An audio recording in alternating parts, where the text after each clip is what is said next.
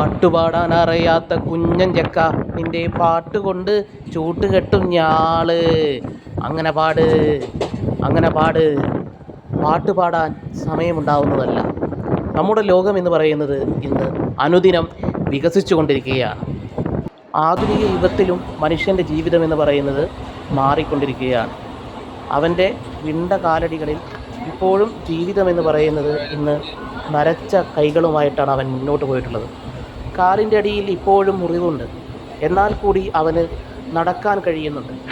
ആ നടത്തം എവിടം വരെയാണ് ലഭിക്കുക? ആയുസ് ഇനി എത്ര ബാക്കിയുണ്ടെന്നറിയില്ല. കയ്യിലൊരു തോൾസഞ്ചി അവിടേക്ക് വലിച്ചെറിഞ്ഞുകൊണ്ട് അവൻ തീവണ്ടിയിലിരിക്കുകയാണ്. തൻ്റെ കാലുകൾ പിന്നെയും അമർത്തുന്നു, പിന്നെ അമർത്തി വിടുന്നു. തനിക്ക് ജീവനുണ്ടെന്ന് തോന്നിപ്പിക്കുന്ന വിധത്തിൽ ആ മനുഷ്യൻ പിന്നെയും പ്രതികരിച്ചു കൊണ്ടിരിക്കുകയാണ്. കാലത്തിൻ്റെ ശാപം ഏറ്റുകൊണ്ട്, കാലത്തിൻ്റെ ശാപം പിന്നെയും പേറിക്കൊണ്ട് ആധുനിക കീചകൻ ഇപ്പോഴും ജീവിക്കുകയാണ്.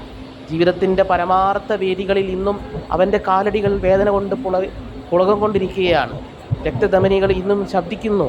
ആ രക്തധമനികളിൽ നിന്ന് ജീവിതത്തിൻ്റെ ഉൾപ്പടർപ്പുകളിൽ ഉർവരതയുണ്ടാകുമോ എന്ന് അവൻ ചിന്തിക്കുകയാണ്.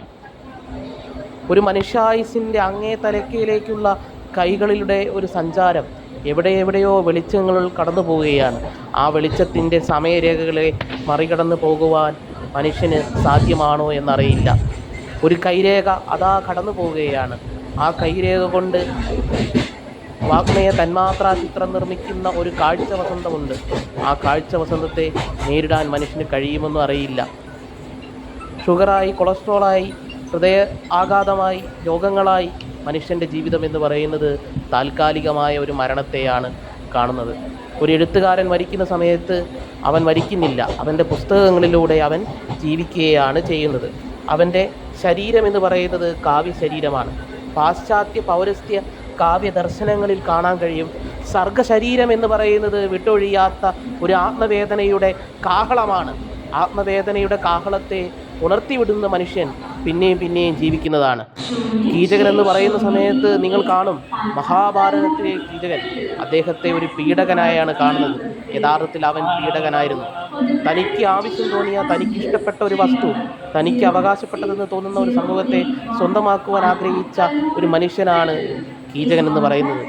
നമ്മുടെ മനുഷ്യരും കീചകൻ്റെ സ്വഭാവമുള്ളവർ തന്നെയാണ്.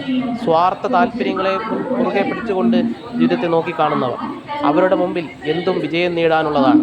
അതിനെ നമ്മൾ കാണാൻ കഴിയില്ല.